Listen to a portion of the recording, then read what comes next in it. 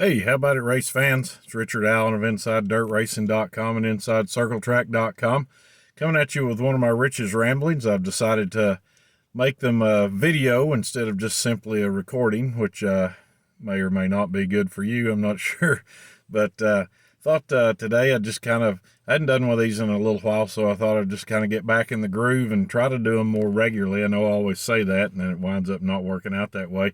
But I'm going to first of all talk about what's going on this weekend. There was supposed to be a doubleheader weekend for the Schaefer's Oil Spring Nationals Series, but unfortunately they were scheduled to race tonight at North Georgia Speedway. That wound up being rained out, but they are still going to have a race, a 10,053 to win race tomorrow afternoon at 411 Motor Speedway in Seymour, Tennessee, which is where I'll be. Also, you've got the Southern All-Stars with a doubleheader weekend down in Milton, Florida at the Southern Raceway, and the traditional Toilet Bowl Classic out at Clarksville Speedway. It's a two-day affair also.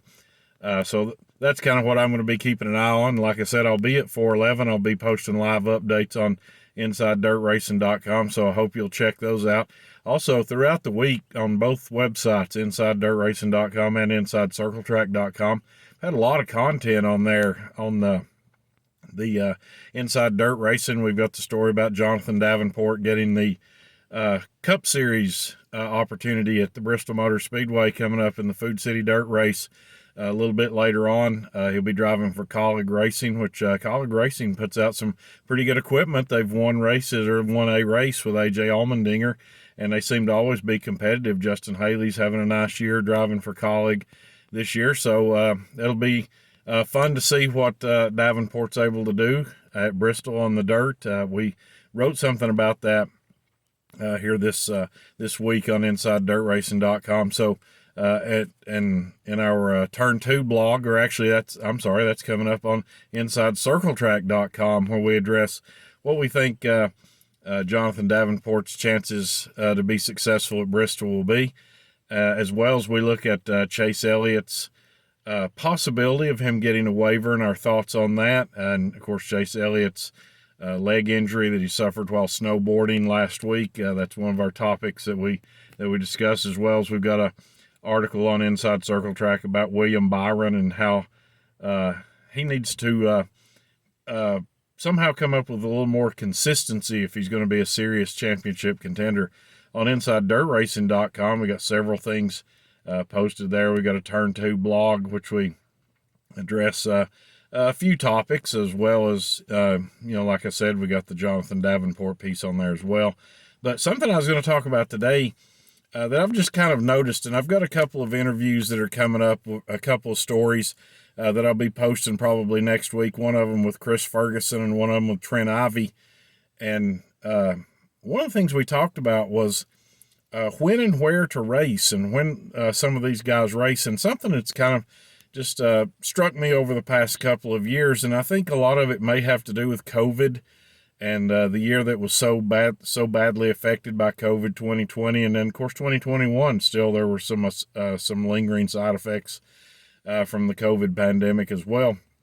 I think 15, 20 years from now, we're going to look back at what happened in 2020 and 2021, not just in racing, but in pretty much every aspect of life, and realize what a big change occurred. And one of the things that I think has happened is guys don't go out and race as much as they used to, just simply for the sake of racing. It used to be, when I first started covering dirt racing, which was around about 2008, 2009, somewhere in there, it was not uncommon at all to see 3,000 to win and 4,000 to win features for super late models, even sometimes in sanctioned events, regional series sanctioned events. And that doesn't happen nearly as much anymore as it used to. Used to be there would be several of those on the schedule. Once in a while, you'll see a 3,000 or a 4,000 to win race, but it's almost always serving as a prelude to a bigger race the next day. I was just talking about how the Southern All-Stars are down at Milton, Florida for a doubleheader. Well, the Friday night race is going to be 3,000 to win, but the The Saturday race, I believe, is 10,000, and the same thing's true out at Clarksville for the Toilet Bowl. They have a 3,000 to win on Friday, and then I think Saturdays, I believe, is 7,500. I should have looked that up, be a little more thorough with that, but still, as the kind of the main topic is, there's just not so much racing for the sake of racing, which there used to be. I had a super late model team owner several years ago to tell me, and this has been several years ago, so that's probably changed since then. He told me that if they go to a track and don't make $1,000 or $1,200 in purse money, that they have lost money for the weekend. And you know, if it's a 3,000 to win race, there's only a couple of guys in that field that are going to make that much money. The winner in second place, possibly third place, is going to come out okay, but at least, you know, breaking even. So nowadays, guys are starting to choose. Like, for example, Trent Ivy tells me in the story that I'm going to post later that he doesn't race as much around home as he used to, where now he tends to race wherever kind of makes more financial sense, and it might make more financial sense to go outside of his region to race in, say, a 10 or 20,000 to win event rather than stay close to home and race for 5,000. So that's something that I've noticed. It's been a big change. Like I said, I started covering this sport around 2008, 2009. So I've been at a close to 15 years. And it used to be half the races that I would go to are 3,000 and 4,000, maybe 5,000 to win. And now there's just not nearly that many of those. So it's we're in a transition phase. We've been in it for a while. But now it's just seems to be even accelerating as you get more big money races. And Michael Moats and I have talked about this on our Turn 2 blogs from time to time, how those smaller regional shows are kind of getting pushed aside.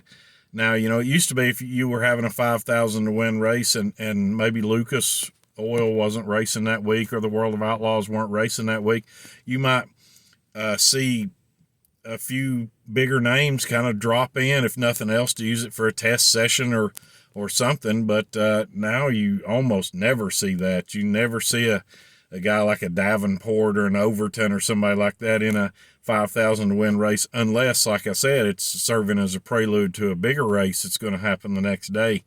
So it'll be interesting to keep an eye on that toward the future and see if purse monies rise, if the mindset of just simply going out to race for the sake of racing happens. You know, when I check a lot of dirt racing websites just to see who might be coming to what particular show, and as you check these drivers' schedules, you see a whole lot more off this weekend on the schedule rather than, hey, it's a weekend and we're supposed to go race, so let's go race. And this guys just don't do that. It just doesn't make financial sense with tires and engines and all the other stuff that goes along with it, the cost of fuel to go into the hauler. It just doesn't make sense anymore to do that kind of thing. So that's just something that's gotten my attention. I just thought I'd talk about it. I've gone on here a little bit longer than I intended to, but I hope that you're planning to have a great weekend. I know as a teacher, we are now approaching our spring break weekend, so that's great for us. So I hope that you're about to have a great weekend as well. So if not this weekend, sometime in the near future, I hope to see you at the track. But again, this is Richard Allen of Inside Dirt Racing, InsideCircleTrack.com, coming at you with the Rich's Rambling, and I will see you later.